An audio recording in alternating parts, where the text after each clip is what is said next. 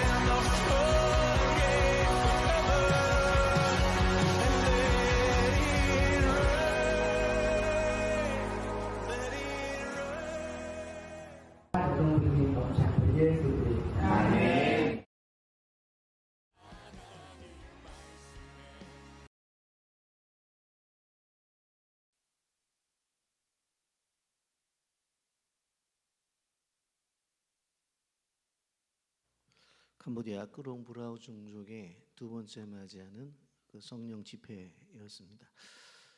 이번에 참여한 학생들은 그 미션홈에 있는 우리 장학생들과 유치원 선생님들 방과후 활동하는 선생님들을 중심으로 해서 한 30여 명 모여서 이렇게 뜨거운 시간들을 가졌던 것을 여러분들의 사역 보고를 드립니다. 이런 일들이 자주 좀 있었으면 좋겠는데 그러한 모든 비용들을 교회가 보내줘야 되는 어려움이 있어서 자주는 못하지만 이번에 작년에 이어서 또 한 번 이렇게 행했던 것이 얼마나 감사한지 모릅니다. 여러분, 오늘 다음 세대 주일인데 여러분과 인사 나누십시오. 환영합니다. 축복합니다. 로버트 윌딩거라고 하는 교수가 계십니다. 이분이 쓴 책이 세상에서 가장 긴 행복 탐구 보고서라는 책입니다. 하버드의 의과대학 정신과 교수로서 계신 분인데 그분이 진행 중인 것이 무엇인고 하면 행복에 대한 연구를 20년 가까이 해오고 있습니다. 그 이전부터 이 연구는 계속 이어졌던 건데 85년 동안 이 연구를 한 것의 결과를 집대성해서 행복하고 건강한 삶의 비결이 무엇이냐 하는 그것에 대해서 발표를 합니다. 사람이 살아가면서 행복한 삶의 비결이 도대체 뭐냐? 근데 어떻게 결론이 나오는가? 행복한 삶의 비결은 한마디로 말하자면 긍정적인 관계 속에서 나온다는 것입니다. 많은 봉급을 받는다고 해서 거기 행복이 나오는 것이 아니고 높은 지위를 가졌다고 해서 행복이 보장되는 것이 아니다라고 하는 것입니다. 실질적으로 이 하버드 연구에 참가한 사람들 중에는 의사나 성공한 작가라든가 부유한 주식 중개인이라든가 수많은 좋은 사회적 좋은 일터를 가지고 있다는 사람들을 대상으로 조사를 했습니다. 그런데 반면 직업을 가지고 있는데 별로 중요하지 않아요. 그리고 너무너무 힘든 직업을 갖고 있어요. 그런데 생각보다 그 사람들의 만족감과 그리고 그 사람들의 자신의 삶에 참된 의미를 가지고 살아가고 있었다고 하는 것입니다. 근데 그 사람들이 사회적으로 왜 힘들고 어려운데도 저렇게 행복해할까 봤더니 직장 내에서 동료와의 관계가 좋고 또 직장 안에서 상사와의 관계가 좋았다는 거예요. 그래서 결국 행복했다는 거예요. 집안에서는 부부의 관계가 좋고 부모와 자녀의 관계가 좋았다는 거예요. 우리는 5월 달이 가정의 달인데 가정의 달을 가만히 생각해 보면 이 가정의 달은 관계를 이야기하는 달이에요. 그렇잖아요. 부모와 자녀의 관계. 오늘 다음 세대 주일이 뭡니까? 부모와 자녀의 관계. 어버이 주일이 뭐예요? 부모와 자식 간의 관계. 성령 강림 주일이 뭐예요? 하나님과 우리와의 관계. 스승의 주일이 뭐예요? 스승과 제자와의 관계거든요. 그렇기 때문에 5월 한 달 동안을 우리가 좀 지내면서 매 주일 이제 오늘은 다음 세대 주일 5월 5일이니까 어린이날이기도 한데 다음 세대 주일이고 다음 주는 어버이 주일로 지내고 그 다음에 성령 강림 주일로 지내고 그 다음에 스승의 주일로 이렇게 지내는 그것은 단순한 것이 아니라 그 중심에는 뭐가 있다는 거예요? 관계가 있는 관계. 꼭 기억하셔서 관계를 다시 한번 생각해보고 관계가 좋지 않다면 회복을 하고 또 더 나아가서 좋은 관계를 맺어지는 귀한 은혜가 있기를 바랍니다. 오늘은 다음 세대 주일로 지키게 되어집니다. 전에는 어린이 주일이라고 했는데 어린이의 기준이 몇 살까지냐? 초등학교 6학년까지냐? 그러면 중학교에 올라간 친구는 어떻게 해야 될 거냐? 그래서 청소년이나 청년들까지 소외된다고 해서 다음 세대 주일로 이렇게 지키면서 그들의 존재를 귀하게 생각하는 주일이고 그리고 또 그러한 한 주간이 되기를 바라는 것입니다. 오늘 마태복음 13장에 있는 비유를 가지고 말씀을 좀 나누려고 하는데 이 말씀을 이해하려고 한다면 2000년 당시의 배경을 좀 알아야 됩니다. 지금은 보물과 재물이 있다고 한다면 은행이나 금고에 넣어놓는 것이 분명하죠. 그런데 당시에는 은행이 있거나 금고가 있었던 것은 아닙니다. 그러니까 그것을 보관하기 위해서 가장 안전한 보관이라고 생각했던 것이 땅을 깊이 파고 그곳에 항아리에 넣어서 두는 것이 가장 좋은 방법이라고 당시의 사람들은 생각했습니다. 이런 마태복음 25장에도 보게 되어지면 달란트의 비유 속에서 한 달란트를 받은 사람이 어떻게 했어요? 땅을 깊이 파고 묻었다고 그랬잖아요. 왜? 그것이 가장 안전한 보관 방법이었기 때문에 그렇습니다. 그런데 이렇게 보화를 땅속에 깊이 파고 넣어둔 사람이 혹시 전쟁에 나가서 죽거나 혹시 다른 사람에게 알려주지 않은 상태에서 죽임을 당하거나 여행을 갔다가 돌아오지 못하는 경우에는 어떻게 되느냐고 하는 것입니다. 알려질 수가 없어요. 그래서 그 보화가 수십 년 혹은 수백 년 동안 땅속에 묻혀 있다고 하는 것입니다. 근데 다행히 발견되는 경우가 있다고 하는 것입니다. 오늘 본문의 경우가 바로 그런 경우입니다. 어떤 사람이 밭에 감추어진 보화를 발견했습니다. 이 사람은 가난해서 남의 농토를 빌려서 농사를 짓는 소작인이었던 것 같습니다. 그런데 나가서 농사를 짓다가 어떻게 했어요? 무슨 소리가 나서 파보았더니 뜻밖의 엄청난 보화가 있는 그러한 큰 항아리를 발견하게 되어진 것입니다. 그래서 이 사람이 어떻게 해요? 싹 덮어요. 그리고 자기 집에 있는 것을 다 팔아가지고 주인에게 찾아가서 제가 농사를 지고 있는 이 땅을 좀 팔라고 그렇게 요구를 해요. 그랬더니 아니 그냥 농사 지으라니까 내가 뭐라고 말을 했어. 그냥 농사 지으라. 아니 그래도 제가 사서 농사를 짓고 싶다고 설득을 해가지고 어떻게 해요? 그 밭을 샀다는 이야기입니다. 그 이야기를 하고 있는 거예요.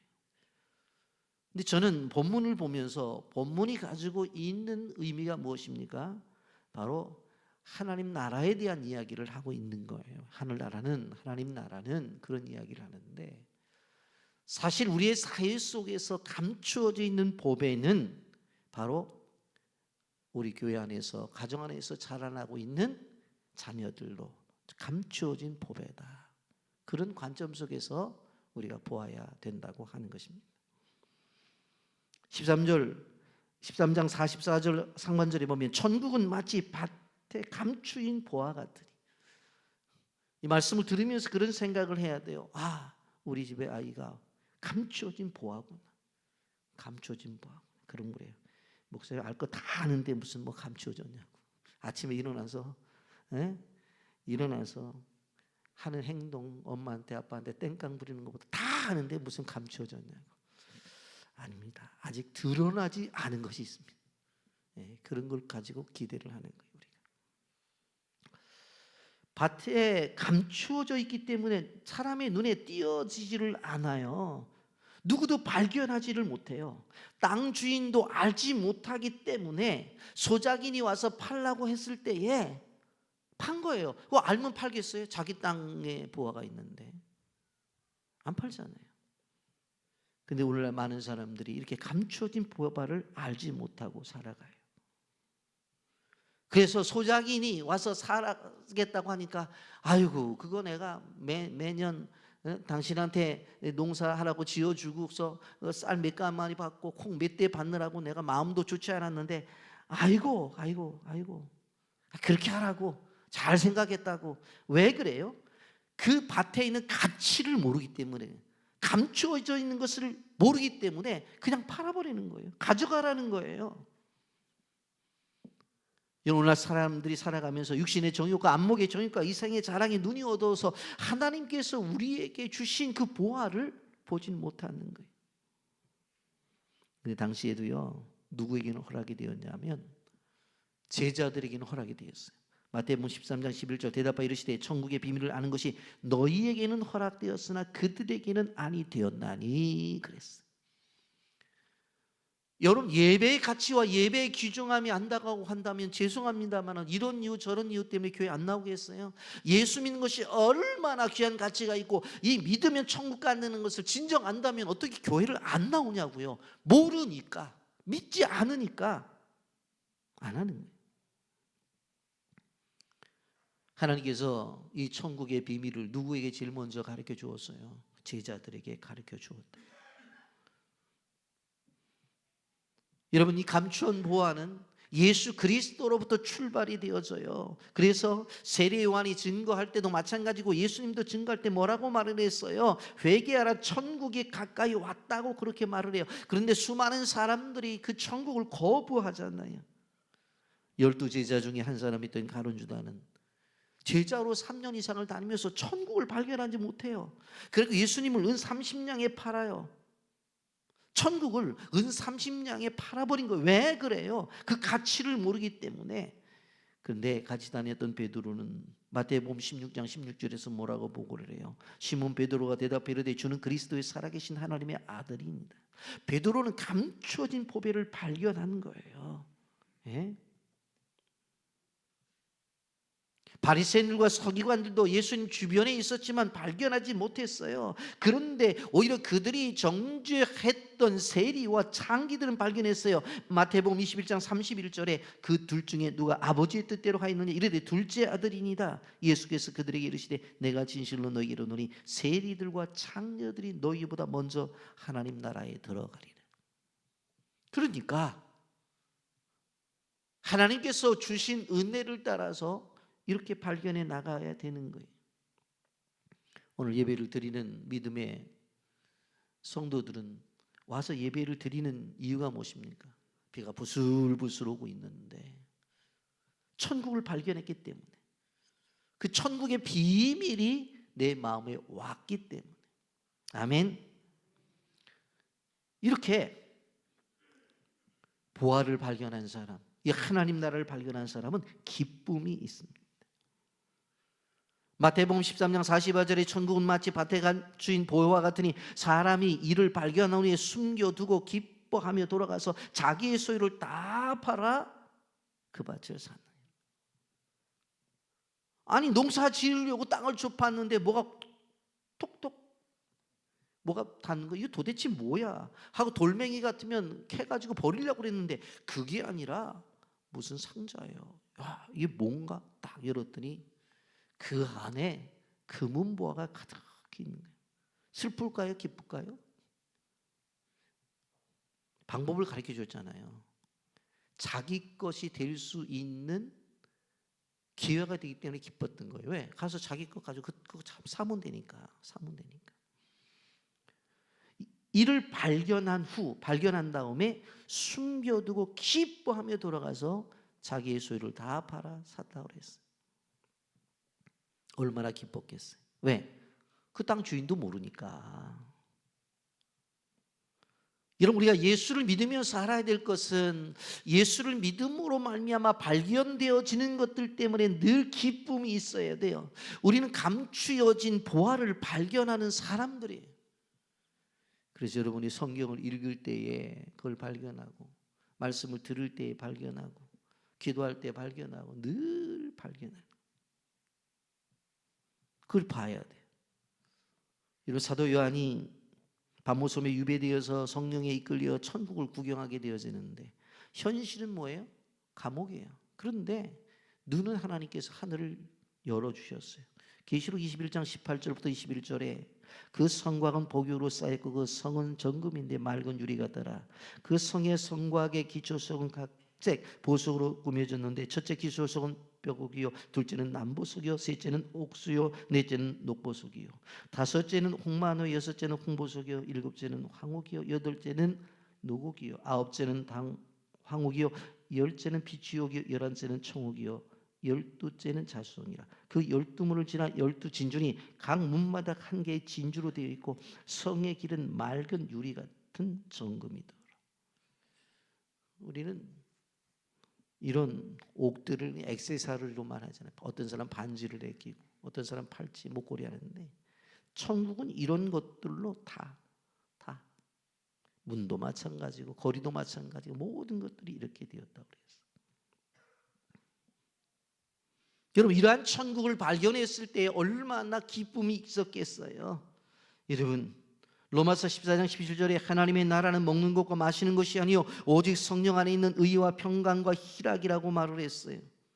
우리 마음에 천국이 임하면 기쁨이 솟아나요. 그런데 이 기쁨은 누구도 빼앗을 수 없는 거예요. 요한복음 16장 22절에 지금은 너희가 근심하라. 내가 다시 너희를 보리니 너희 마음이 기쁠 것이요 너희 기쁨을 빼앗을 자가 없으리라.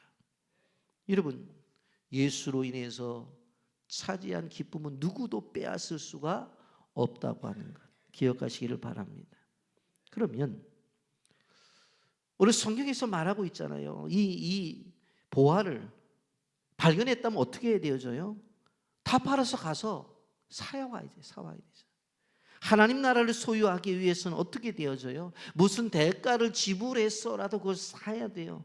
오늘 44절 천국 마치 밭에 감추인 보화 같으니 사람이 이를 발견한 후 숨겨두고 기뻐하며 돌아가서 자기의 소유를 다 팔아 그 밭을 샀느니. 감추인 보화를 발견한 사람은 절대로 포기하지 않아요. 지금은 이 땅이 주인의 땅이지만 이제 어떻게 되어져요? 그것을 묻고 나서 합법적으로 그 땅을 소유하게 해서 두근거리는 가슴을 안고 집에 와요. 그리고는 그 다음날 어떻게 했을 것 같아요? 있는 것들을 다 팔아가지고 그 땅값이 얼마나 되는지 부동산을 찾아가서 물어보고, 그리고 마침내 밭을 사겠다고 주인을 만나게 되어지죠. 이 사람의 마음속에는 이 밭을 사는 데 있어서 달라는 대로 다 주고 싶었어요. 물론 관계 속에서 좀 저렴한 가격으로 팔 수 없냐고, 내가 이 땅에서 농사를 그래도 10년 20년을 지었는데 그래도 좀 싸게 달라고 말을 했겠죠. 그러나 마음속 깊은 곳에서는 무슨 생각을 했어요? 얼마를 달라든지 간에 나는 다 주겠다는 거예요. 왜? 그 땅 속에 무엇을 봤어요? 보화를 봤기 때문에. 보화를 봤기 때문에. 집에 있는 결혼 반지, 애기 돌반지 다 팔아가지고 그냥 다 주는 거예요. 가족들도 이해를 못해요. 주변의 사람들도 이해하지 못해요. 아니 그냥 농사 지으면 되지 왜 저 땅을 살려고 해? 땅을 살려고 해. 근데 그 누구의 이야기도 듣지 않고 다 팔아요. 그 밭을 사요. 그래서 그 밭의 주인이 돼요. 그리고는 그 감추어진 그 보화를 캐내어 소유하게 되어지는 거예요. 여러분, 하나님의 나라는 절대로 양보할 수 없는 거예요. 포기할 수 없는 거예요. 왜 그래요? 하나님 나라에 있어서는 절대적 가치이기 때문에 그래요. 절대적 가치. 여러분, 하나님의 나라에서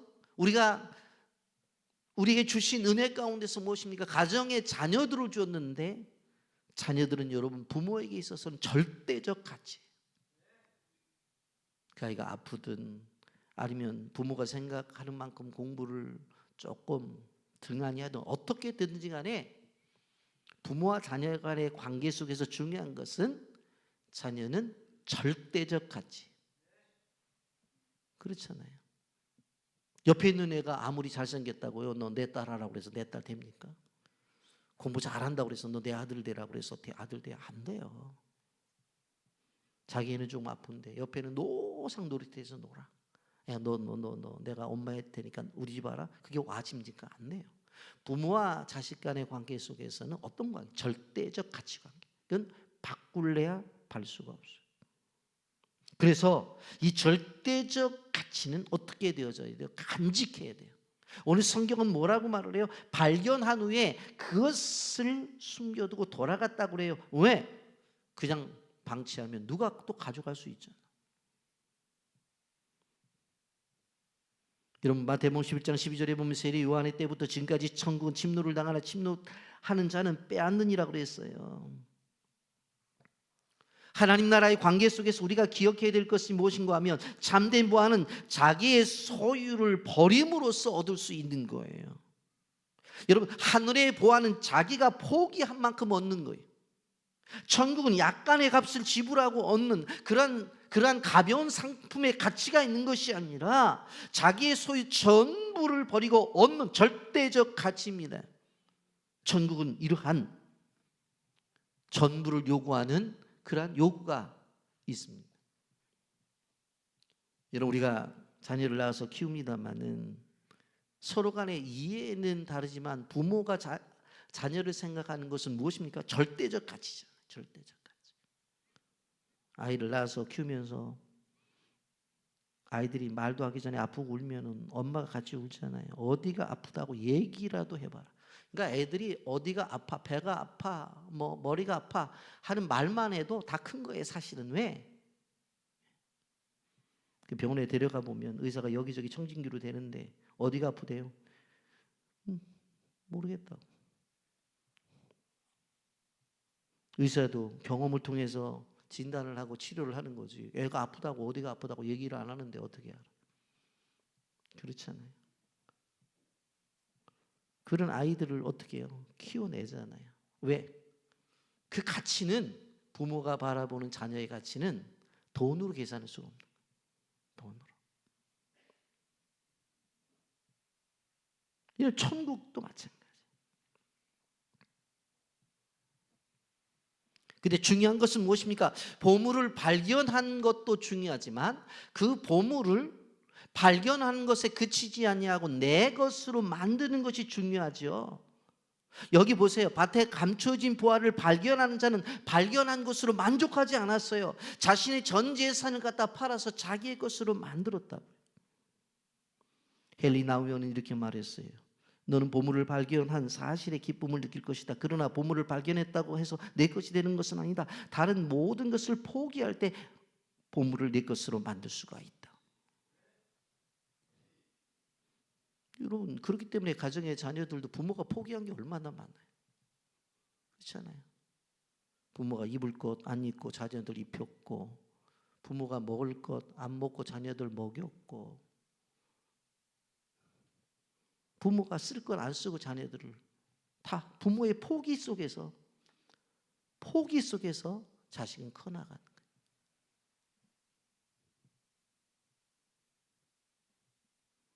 그러한 부모의 자기 희생이 있기 때문에 자녀들이 성장합니다. 이 포기는 무서운 거예요.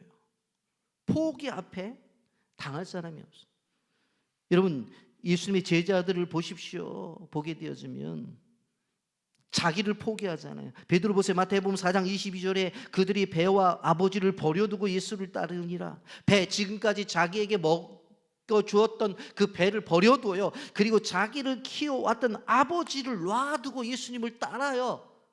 그렇기 때문에 베드로가 물론 중간에 배신한 것도 있었지만 진정한 제자로서 세워짐을 입을 수 있었던 것은 바로 베드로의 버림이에요.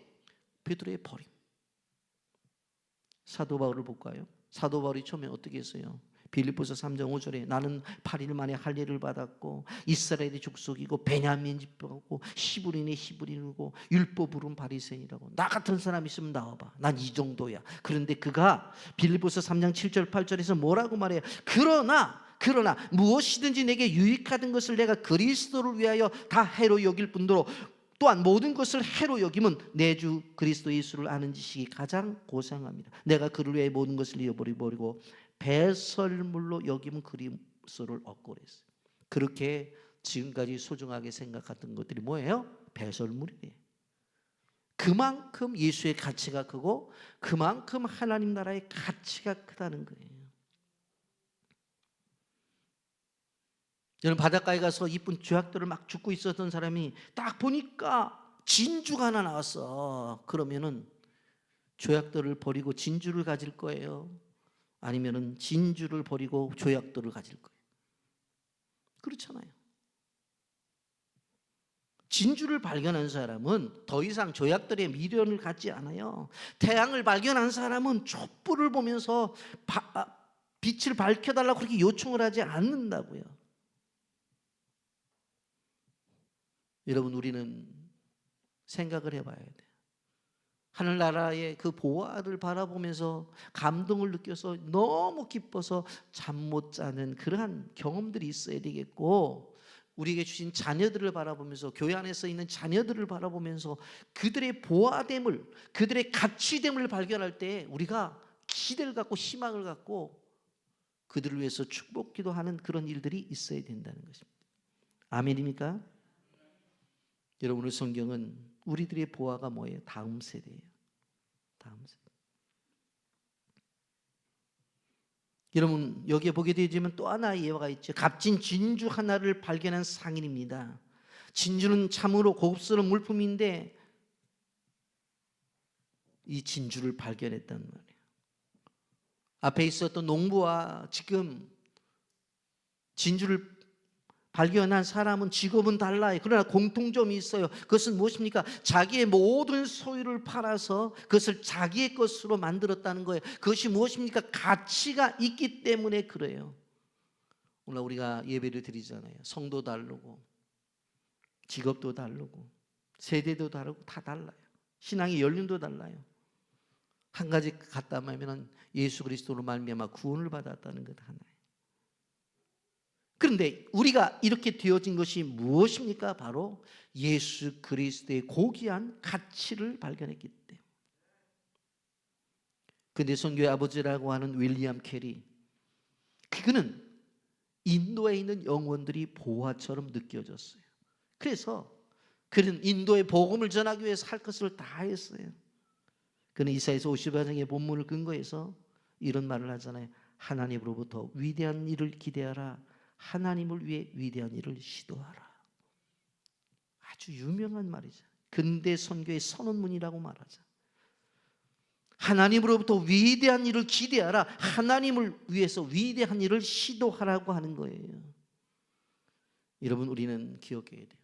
위대한 일을 끊임없이 시도해야 돼요. 끊임없이. 그래서 그는 아무도 가지 않는 인도를 향해 떠나게 되었는 거예요.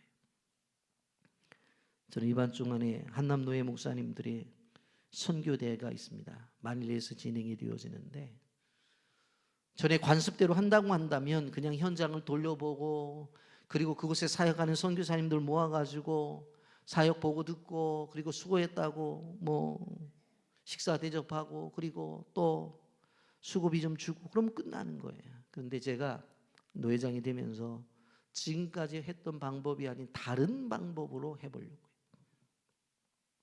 그것을 가서 복음을 전하려는 거예요. 그리고 세례를 주려는 거예요.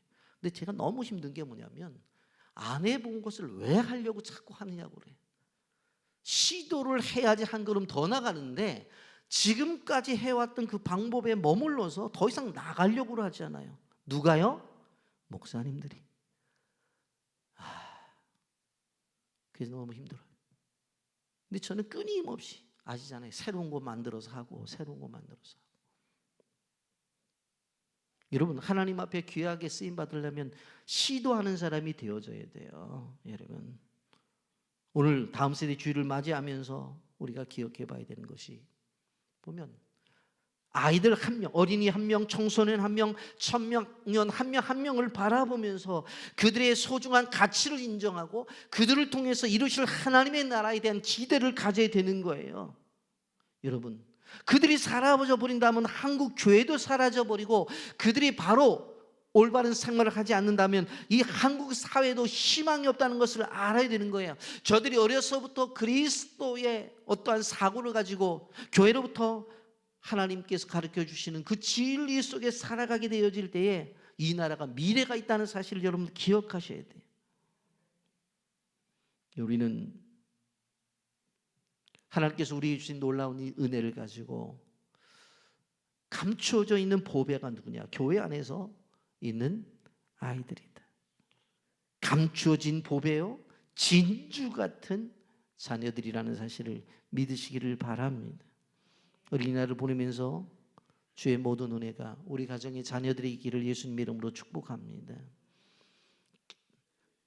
그들의 정체성이 바로 세워져야 되겠고 사회에 나가는 또 나가 있는 청소년들에게 있어서는 어떤 상황 속에서도 믿음을 잘 지킬 수 있는, 그러면서도 사회적으로 유능한 자녀들, 이런 부모님들이 이러한 자녀들을 키우는 일은 쉽지 않습니다. 그러나 우리가 해야 될 사명이기 때문에 가정에서 이 사명을 감당하고 교회가 이 사명을 감당하면서 우리에게 주신 자녀들을 감추인 보화요, 진주 같은 보석이라는 사실을 귀하게 알고 오늘도 이번 한 주간도 지내기를 예수님의 이름으로 축복합니다. 아멘.